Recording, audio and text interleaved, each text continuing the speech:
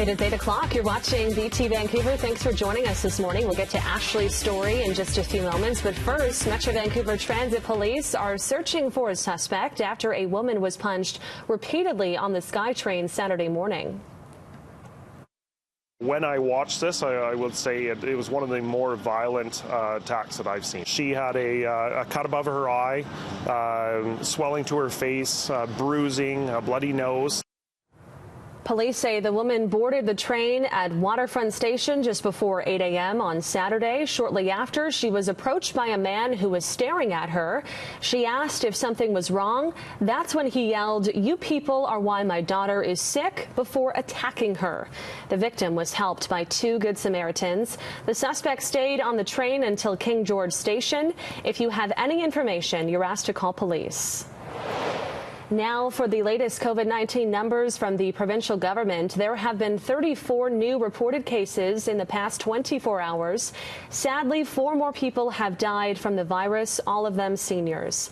That brings the provincial death toll to 109. Long-term care homes remain hotspots with outbreaks at the residence at Clayton Heights in Surrey and Langley Lodge. Langley Lodge is where an earlier outbreak had been declared over. The number of reported cases at chicken processing plants in Metro Vancouver continues to rise. And we are now up to 50 people who have tested positive at Superior Poultry and 42 people at the United Poultry work site.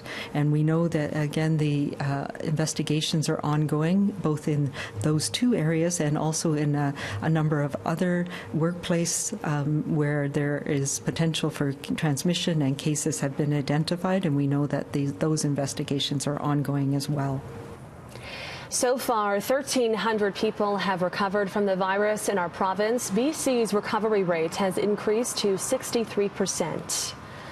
BC Premier John Horgan says he will outline the province's plans for reopening next week. Horgan says the plans will differ from other provinces because BC has let some sectors of its economy keep functioning. The plan will focus on following health orders on physical distancing and self-isolation. Horgan says the province will take a slow, phased-in approach to reopening. The Vancouver Airport Authority, which runs YVR, has begun offering voluntary departure packages to its 500-employee workforce. Layoffs will follow. The authority has not given a specific timeline. These layoffs are contained to the organization itself and not the broader YVR workforce of 26,000 people. COVID-19 is having a huge impact on our potato supply. A farmer in Richmond says he is stuck with a whole lot of potatoes and he can only store them for so long. Our Greg Harper is live in Richmond with more on this. Good morning, Greg. Good morning, Mary. Yes, here at W&A Farms in Richmond, the problem here is the same problem that's happening across the country and the world, and that is what's behind me, just too many potatoes that aren't going anywhere. Now, Bill Zeilemans, he's the owner and operator of the farm here, and he says he considers himself to be a little lucky in this situation because the potatoes here represent roughly 8% of his business, but it's a percentage that looks like it'll be a total loss. He sells these potatoes for seeding purposes to local farmers, some in Washington State and Alberta, but not right now due to COVID-19. Roughly 100 tons of potatoes that will likely be a total loss. They only last for roughly 3 months. And as Bill is about to explain here, you know, this is a real dire situation across the nation and the world too. This is a lot of potatoes with no room in sight to go, have a shelf life of approximately no more than 3 more months, and it'll be a total loss.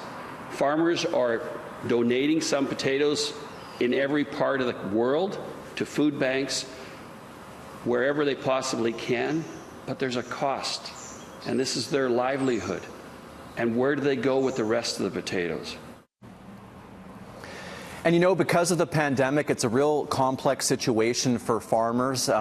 For example, here at this farm, it's roughly 500 acres of land that Bill uses to plant various food like vegetables and fruit.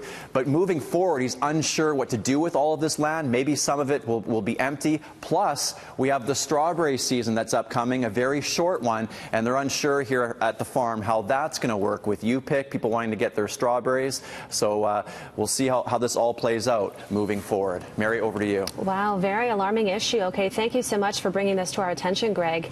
8:05 here on Breakfast Television. Well, normally at this time of year, the film industry would be booming in BC with several productions in full swing, but Hollywood North has been put on pause since the pandemic began, and it may not look the same once cameras start rolling again. Ashley Burr has this story. Netflix added 15.8 million new subscribers worldwide during the first 3 months of 2020. We are watching movies and TV shows like never before. But the people behind these films have yet to get back to work. So now Hollywood North is trying to figure out how they can start calling action once again. Got 100 more infected. It's spreading like a brush fire. What are you talking about? It's the kind of story you thought you'd only see on the screen.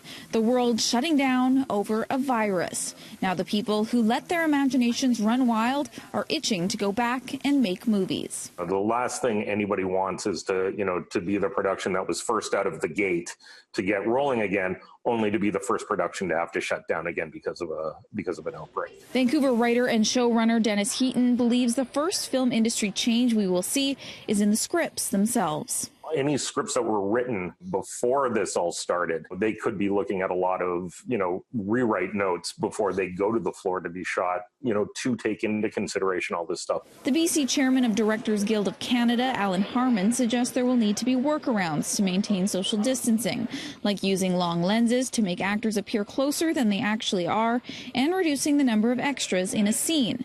But as of yet, there's no concrete timeline for when they will get the chance to implement these ideas on set.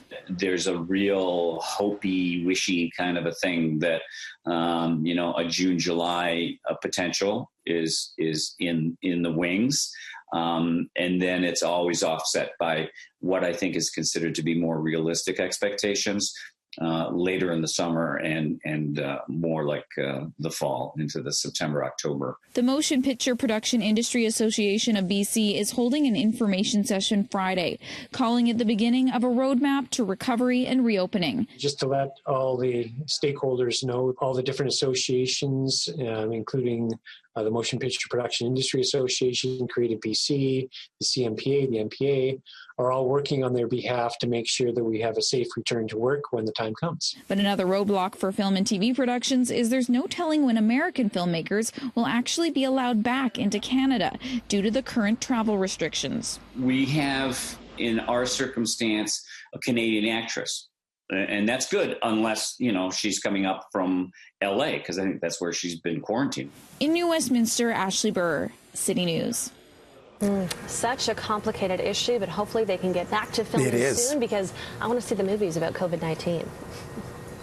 Well, I imagine there'll be a few of those queued up, Mary. Yeah. I've got so many friends, in the Canadian and American film industry. I know they've just been, on standby. My heart goes out to them because we'd love to get that industry rolling again as quickly as we possibly can.